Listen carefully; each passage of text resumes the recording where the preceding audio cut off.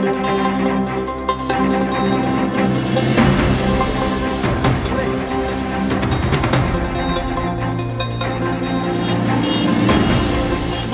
মানচিত্রে বা ইন্ডিয়ার ম্যাপে এই জায়গাটা খুব ছোট্ট, এই ধরে নিন 22 কিলোমিটার মতো।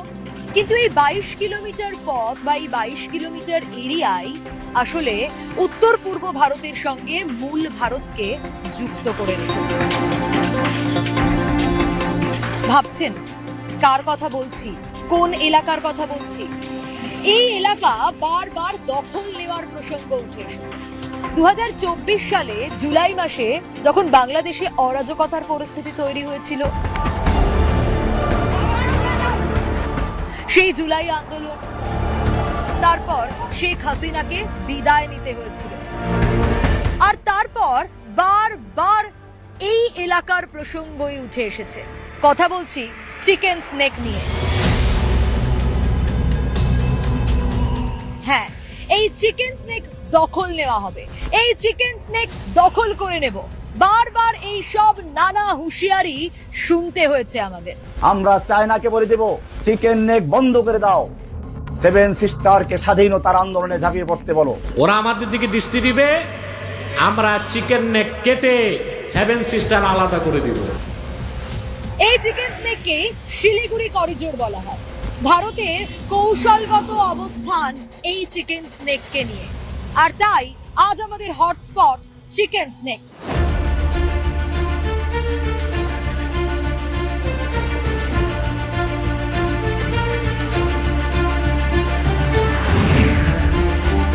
এই মুহূর্তে আমি দাঁড়িয়ে রয়েছি ইন্দো নেপাল বর্ডারে। হ্যাঁ, পানি ট্যাঙ্কি বর্ডার, পানি ট্যাঙ্কি সীমান্ত খড়িবাড়ির, অর্থাৎ যেখানে আমি রয়েছি তার ঠিক ওই দিকটায় যদি আমি নজর দিই তাহলে ওটা হচ্ছে নেপাল, আর এখানে যে আমি দাঁড়িয়ে রয়েছি এটা হচ্ছে ভারত। এই যে ভারত নেপাল সীমান্ত খুব গুরুত্বপূর্ণ একটা অংশ এই চিকেন স্নেকের। খোলা সীমান্ত হওয়ায় সর্বক্ষণ এসএসবির নজরদারি চলে এখানে, এবং যদি দেখা যায় তাহলে চারিদিকে দেখা যাবে যে সিসি ক্যামেরা রয়েছে। 1950 সালে ইন্দো নেপাল চুক্তি, মৈত্রী চুক্তি স্বাক্ষর হয়েছিল 1950 সালে। সেই মৈত্রী চুক্তি কিন্তু আজও চলছে, অর্থাৎ নেপালে যারা বসবাস করেন এবং ভারতে যারা বসবাস করেন তাদের কিন্তু এই সীমান্ত পারাপার করতে কোনো রকম কোনো অসুবিধা হবে না। তখনই হবে না যখন তাদের কাছে আইডেন্টিটি প্রুফ থাকবে। এই সম্প্রতি জেন জির যে আন্দোলন নেপালে হয়েছিল, তার ফলে যে ব্যবসা বাণিজ্য সবকিছু থমকে গিয়েছিল তা বলার অপেক্ষা রাখে না, কিন্তু এখন পরিস্থিতি স্বাভাবিক।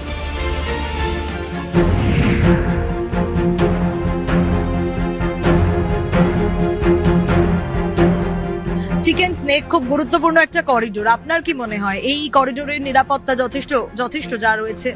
দেখুন, আমাদের এখানে বর্তমানে সীমান্তে এসএসবি বাহিনী আছেন, তো এখন তো ঠিকই আছে, নিরাপত্তা যথেষ্টই কড়াকড়ি আছে, কিন্তু আমার মনে হয় যে আরও কড়াকড়ি হওয়া উচিত এই পানি ট্যাঙ্কি বর্ডারে। কারণ দীর্ঘদিন থেকে বিভিন্ন বিদেশি লোক ধরা পড়ছে, চাইনিজ লোক, পাকিস্তানি লোক ধরা পড়েছে, এসএসবিরা ধরেছেন, কিন্তু আরও কড়াকড়ি হওয়া উচিত দেশের স্বার্থে। সামনে ভোট আসছে, কি বিষয় মাথায় রেখে ভোট দেবেন?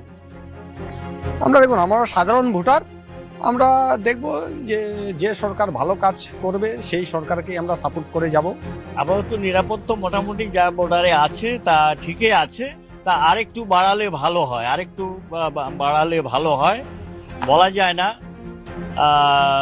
যেভাবে বাংলাদেশ বারবার করে হুমকি দিচ্ছে, এবং পাশে আমাদের নেপালের নতুন সরকার যদিও গঠিত হয়নি, এখনো হবে, তো এটার জন্য নিরাপত্তার ব্যবস্থা আরেকটু জোরদার হলে ভালো। তাহলে ব্যবসা বাণিজ্যের ক্ষেত্রে উন্নতি হয়েছে আগের থেকে অনেক? ব্যবসা বাণিজ্য আগের থেকে অনেক খারাপ, কারণ আগে যেভাবে পানি ট্যাঙ্কিতে নেপালের লোকজন এসে, কারণ এই বর্ডারের মধ্যে মেইন মার্কেটটাই হচ্ছে নেপালের খরিদ্দারের উপর নির্ভর। আগে যে পরিমাণ মানুষজন নেপাল থেকে আসতো সেই তুলনায় এটা কমে গেছে অনেক, কারণ বর্ডারে সিকিউরিটি এবং সেখানে বিভিন্ন ধরনের ডকুমেন্টস দেখাতে হয়, লাইনে দাঁড়াতে হয়।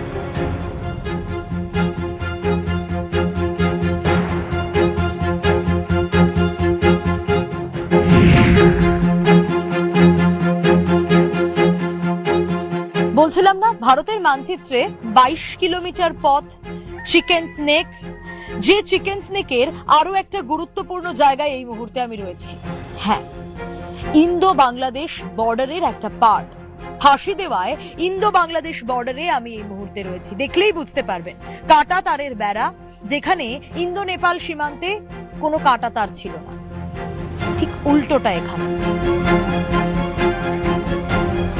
যদি ছবিটা দেখাই তাহলেই বুঝতে পারবেন এখানে আমি যেটা দাঁড়িয়ে রয়েছি এটা ভারত, আর ঠিক এই কাটা তার আর কাটা তার পেরোলেই বাংলাদেশ, কাটা তারের এপার আর ওপার। কিন্তু যখন বাংলাদেশ উত্তপ্ত হয়ে ওঠে তখন এই সীমান্তের মানুষজনের জীবনে আঁচ পড়ে বইকি, তারা নিজেরা টেনশনে থাকে।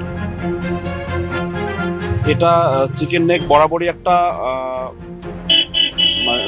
থ্রেট হয়ে আসছে, বিশেষ করে চায়না পাশে চীন আছে, এবং আমরা দেখলাম যে বাংলাদেশে বর্তমান যে সরকার তৈরি হয়ে তার আগে যে একটা মানে একটা সরকার, অন্তরীণ সরকার ছিল, সেই সরকারের সঙ্গে যারা জড়িত ছিল এনসিপি বলে, তার অনেক নেতারা বলেছে চিকেন নেক দখল করব এবং কলকাতা দখল করব।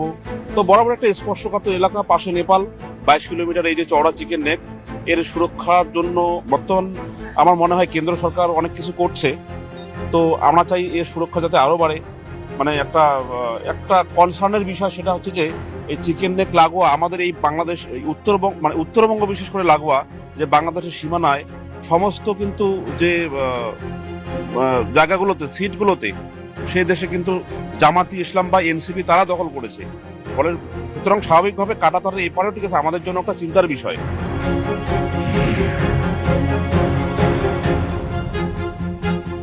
চিকেন স্নেক নিয়ে আমরা কথা বলছি।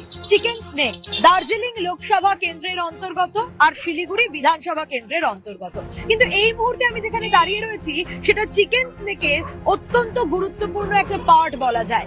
এনজেপি স্টেশন, রেলপথ কানেক্ট করে এই এনজেপি স্টেশন।